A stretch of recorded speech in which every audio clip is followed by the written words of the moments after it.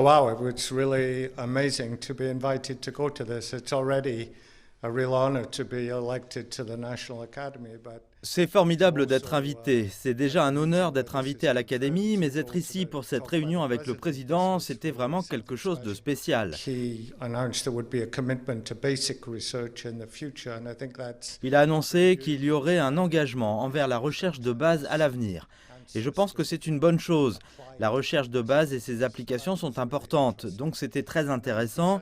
Et puis, il a dit qu'il y aurait la mise en place de plus de laboratoires dans le pays, ce qui est aussi une initiative prometteuse pour s'attaquer à un certain nombre de problèmes. Je serais intéressé de voir comment tout cela va se développer. De mon point de vue, c'était vraiment intéressant de voir qu'il y a trois grandes zones dans le pays qui vont avoir une grande importance à l'avenir. La première, c'est Beijing, ensuite il y a Shanghai, et enfin, et c'est intéressant pour moi, la zone de la Grande Baie, car je viens de déménager mon laboratoire à Shenzhen, qui est au milieu de la zone. Et cet engagement à développer cette zone était très intéressant pour moi personnellement. Je pense qu'il y avait deux autres choses qui étaient importantes dans le discours. D'abord l'engagement envers la mondialisation, la reconnaissance du fait que la science est une aventure mondiale et que la Chine veut y jouer un rôle. C'était très bon à entendre.